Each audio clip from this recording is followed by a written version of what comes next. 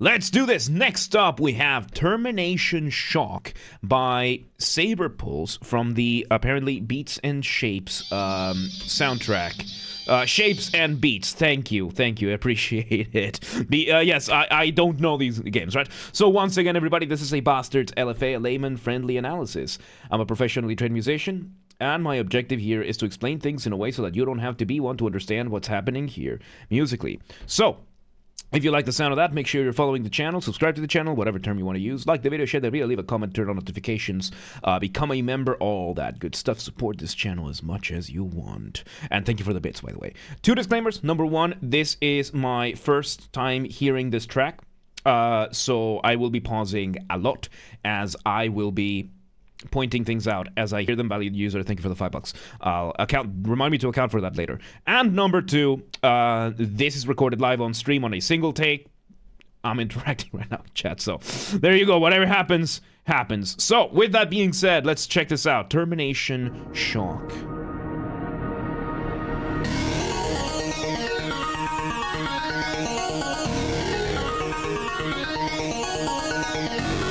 Okay, so we have this one starting with a very quick synth, giving us a very fast build-up, and we jump right into our initial motif/riff. So when it comes to music, there are 2 types of musical ideas, essential musical ideas nowadays. We have motifs, and then we have riffs. So a motif is the smallest version of your musical idea, the seed, the essence from which everything else comes from. I think for the 20 Singapore dollars. I'll read that one afterwards, okay?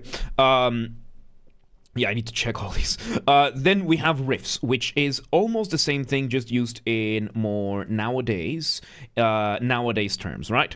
So we have the term riff used mostly for like guitars, basses, and in this case, synthesizers, which allow us to do this kind of thing very, very well. And it distinguishes things because the riff is used for accompaniment mainly, and the motif is usually going to be the main melody, whatever it is. But thank you for the follow. Welcome to the mosh pit. So yes, let's see where this goes.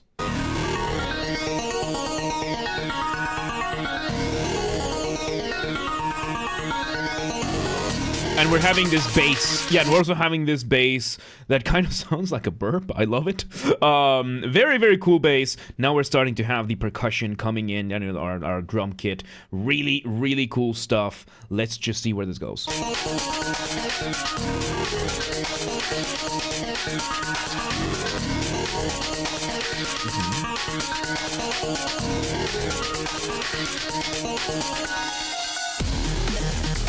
So we had a couple of repeats.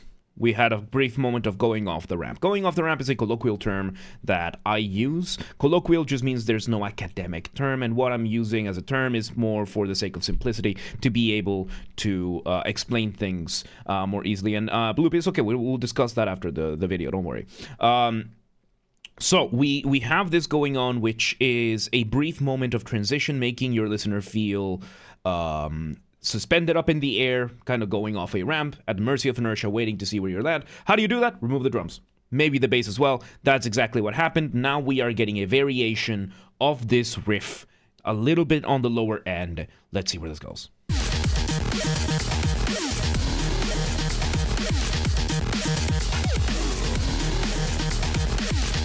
Yep, so what we are doing here is we've taken the initial riff. I'm going to call it a motif for the sake of this, because there hasn't really been much else. We took it, we put it down in an octave, and we are doing a pseudo side chain, which side chain is, you know, when the drums hit, everything else kind of shuts up. But what is happening here is the melody is getting interrupted by the drums. Everything else is still there, but the melody is now getting interrupted by the drums, giving us only a syncopated version of the motif. So basically, let's say we have our motif, which is like this shape, right? So what we're doing is whenever the drum hits, we are deleting those parts of the motif, and we are left with the remaining shape. Fairly consistent. It's still there. The overall melody is still there.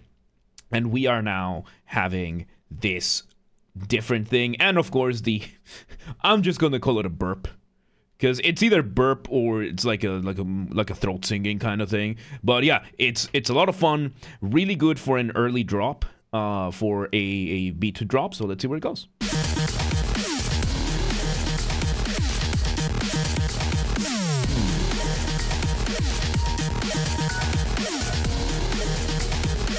Ooh. Okay, and now we have higher up. We are having a bit of... I'm not entirely sure if it's counterpoint or if it's the complementary motif, but higher up we're having a piano. And I think this piano is playing the missing beats that were being deleted by the drum kit, just in a higher place. If this is true, this is really cool, and of course, this means this piano is engaging in counterpoint. Because right now, the main motif has gone from being a motif to being a bass line, and we are engaging in counterpoint with this bass line. Because a bass line is just whatever the bass is playing. When it comes to music, the bass is one of the most free instruments that you can have, in the sense of there's a lot that you can do with a bass, and it doesn't have to fully fit everything else, and you can get away with it. And, of course, we have the idea of counterpoint being the study of melodies, how they interact with each other, how they develop, and in this case, how this higher melody is interacting with the riff or the motif, giving us this little back and forth within the two. Let's see where this goes.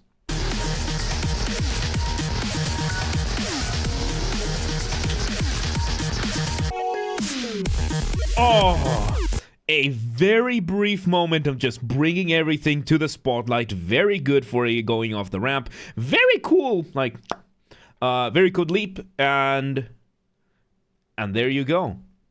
We're in this room now. So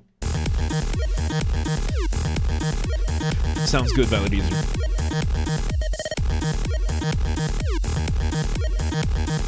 So yeah, now we're having another variation, and this time we're taking the rhythm of the bass line that we had before, and we're using that one as just a straight up beat. Right now, we're using retro samples, and we're doing this now, which is pretty cool because it's giving us these more retro vibes, and it's really difficult to go wrong with retro vibes. Do not request songs just yet, by the way. Hayes, welcome today. How you doing? And there we go, bring them together.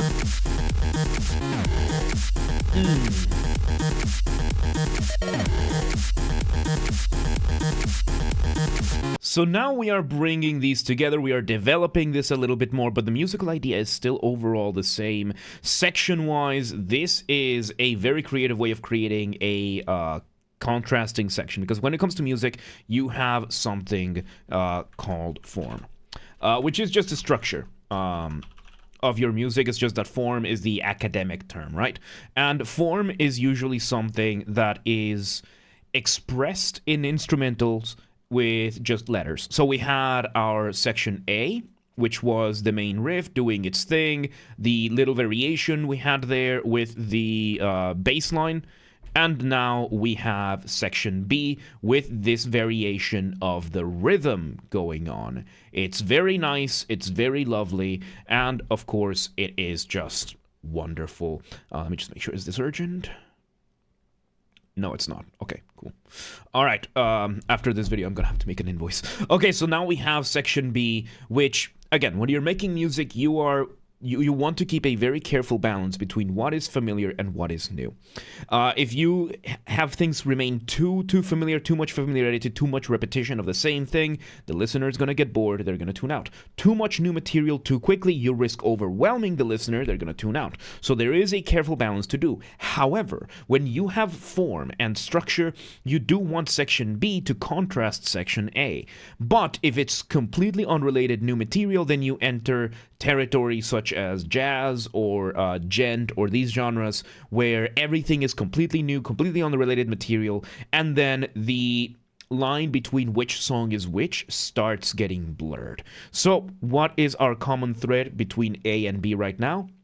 The rhythm of the first variation of that motif. So, yes. What emotions do major 7th chords portray? It depends on how they're used. It can be like warmth, mellow, happiness, joy, or if you use them in certain ways, it can be disturbing. So yes, let's see where this goes.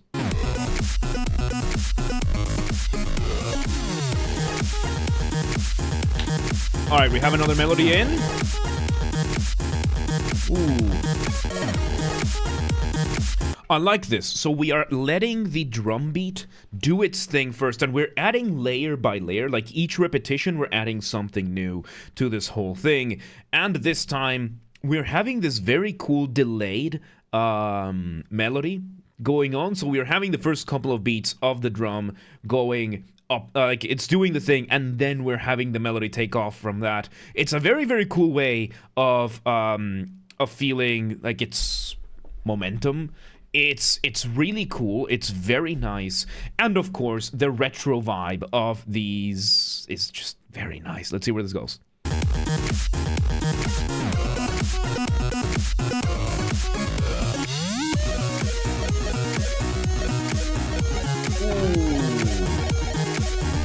Ooh, nice. So there you go. So now we are having a full melody just coming in here and doing its thing, right? Like now we're having a full-blown melody taking over everything. So now the motif gets to take a seat in the back. Van Kade, welcome today. How you doing?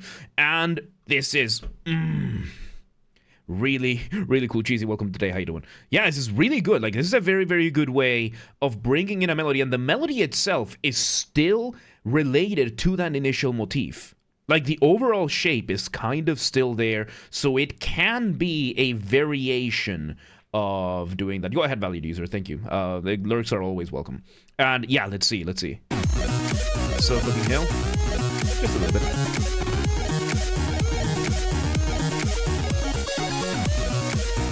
Okay, so, this is live queue, by the way. This is live queue. And, okay, so this... The melody is partially from the main motif and partially a solo. Because the vibe I'm getting from this is kind of a solo. And when it comes to solos, you have almost complete freedom to do whatever you want. You can have almost anything. You can bring as much new material as you want. So blurring the line between the motif and the solo is a very, very good way of getting the best of both worlds, while at the same time kind of hinting towards having, like, eating your cake and having it. So there we go. Eleanor, no, this is the first one we're doing today. Welcome today. So yeah, let's see. Go ahead, chorus. Oh, very good. Ending of the... I really love the cadence. I really love the cadence there. So, once again, when you're making music, you're doing one of two things. You are building tension or you are resolving the tension. This point in between we call a cadence. So, a cadence usually is just the way that things fall into the next. This is something that we have in our daily speech, is something that you can have in music and everything. For example, the voice that you are hearing me speaking with, this is a crafted voice that I have. Like my usual voice is a little bit slightly more nasal, a little bit higher. It does come out here and there, but in general, the voice that I'm using right now is something I've crafted with my years of experience in radio and that kind of, and broadcast and whatnot. So in my case, if I'm speaking in a sentence and I need to take a breath in between, the way the inflection of my voice is going lets you know that I'm not done with the sentence until I'm done with the sentence. That is cadence. It's the expectation, that tension expectation that you get to see where things go, and resolving that means that. And so yes, this is live cue. So the way we had this, the cadence being resolved in this track, in this past repetition, was really cool, because it was one of my favorite ways of resolving cadence, which is reducing the scale of everything. So we had the full ensemble playing, doing the whole thing, and then we had like just two layers, just a quick melody, resolving that cadence, and we jump back in. It's a very cool moment of going off the ramp. It was a very cool moment of basically taking a deep breath kind of thing. It's just... And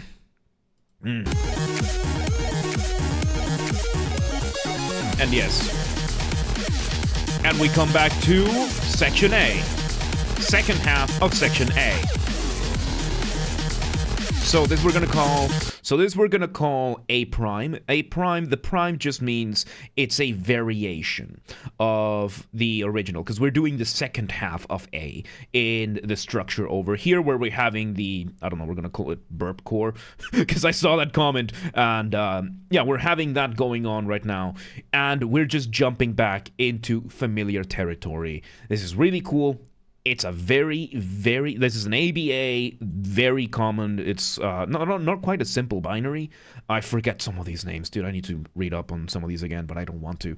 But yeah, we're having an ABA structure. Let's see where this goes, because we're about halfway through.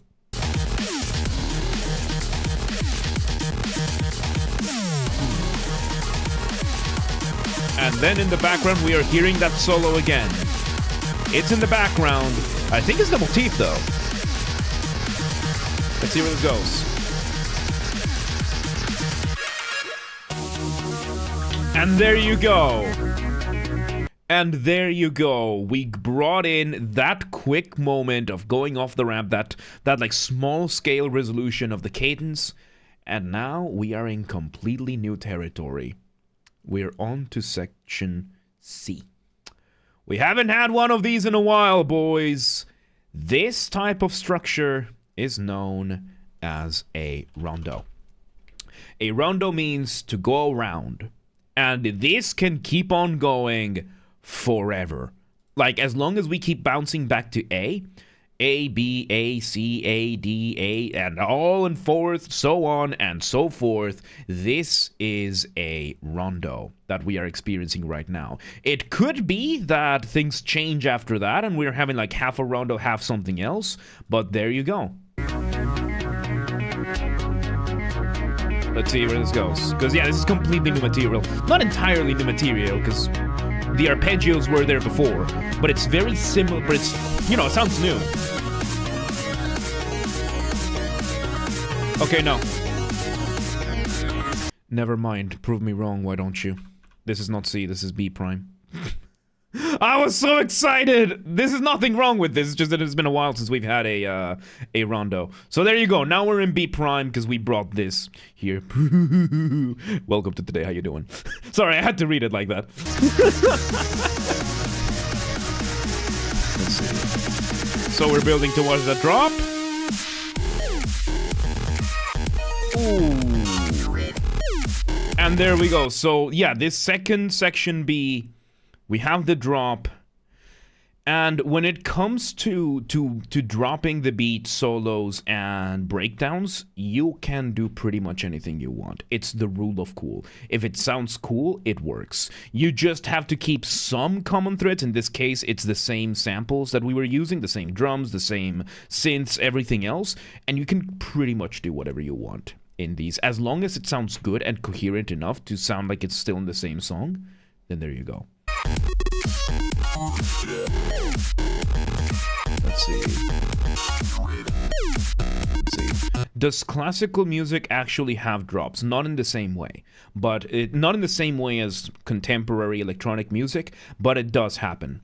It does happen. They're like, especially like composers like Beethoven, Tchaikovsky, Stravinsky to an extent. There are a lot of very bombastic composers out there that give you some really, really good stuff. Mozart has a couple even, so really, really good stuff. So, Cosmo, welcome today. How you doing? So let's see.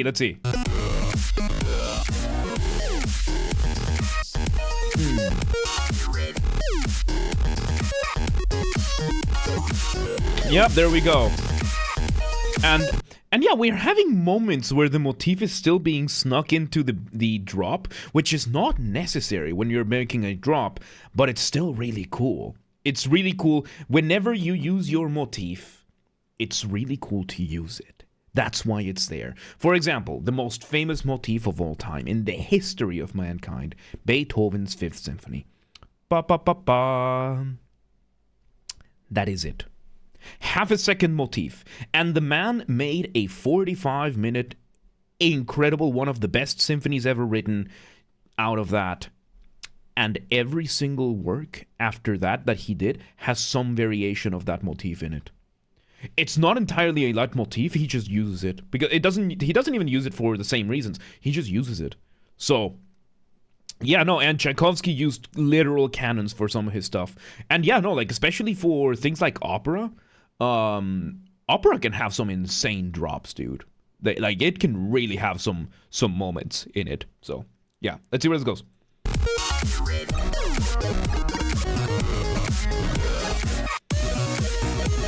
And we come back to the rest of section B. So technically speaking, this B prime is an extended version of B, because we had B, the start of B, then we had a drop.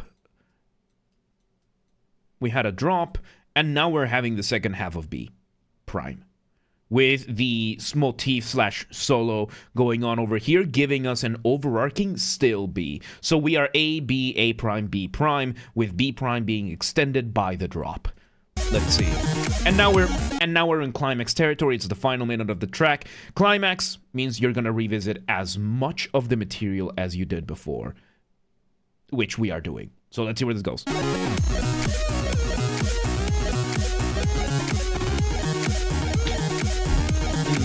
Nice. Oh, very lovely. And yeah, like you can hear how, yeah, the bass line is going at it, the drums are going at it, and we're having like little bits and pieces from the other synths, giving us like all these arpeggios, like really quick arpeggios. Arpeggios, of course, being when you play a chord one note at a time, and it's just bouncing back and forth, playing around, just giving us really, really good vibes. This is very lovely. This is really well made, man.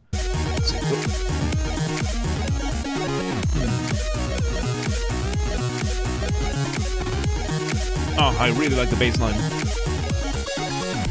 And there we go, that... We bring back that A as an outro, probably. Nice. Oh, very lovely. A small variation of what we did before for an outro. And how are you gonna end this? And we do a callback to the start of the track. We just bring in this echoing synth. We let the last bit echo out, and that's it. And there you go, man. That was very nice. I love retro synths, dude, especially when they're done well, in a very good mix of everything. So there you go. That was Termination Shock by Sabrepulse from the, I believe, just... Shapes and Beats soundtrack. So there you go. Once again, everybody, this has been a Basterd's LFA, a layman-friendly analysis. I'm a professionally trained musician, a composer, and my objective here has been to explain things in a way so that you don't have to be one to understand what's happened here musically. So, if you're watching this in the video archive, thank you for watching. Make sure you're following the channel, subscribe to the channel, whatever term you want to use. Like the video, share the video, leave a comment, turn on notifications, become a member, all that good stuff. If you want to listen to this without me interrupting every 3.5 seconds, I will be linking it down below. If you want to request a song and you're not on the live stream, if you're on the live stream, do not request songs yet. And if you're not on the live stream, go to the Discord, it's linked down below. Go to the LFA requests channel and follow the instructions on the pinned messages over there. And if you want to catch the streams when they happen live, we aim for Monday through Friday, 6 p.m. Central European Time. If you want the full schedule showing in your local time zone, links available down below to the Twitch and the Discord. They both have the stream schedule showing in your local time zone. And follow the gaming channel. We have a gaming channel, Games Are Basterd, where I put the VODs of the games that we play in the after shows. I'm catching up with a bunch of games, and it's really, really good stuff. Link down below, or search for Games Are Basterd. Same username as James Are Basterd, swap the J for a G, and you got it. And yeah, there you go. That was Termination Shock. Really, really fun track, man. Really, really good way to start the day. Really good way to start the day. I can't even speak anymore. There you go. But anyway, let's move on.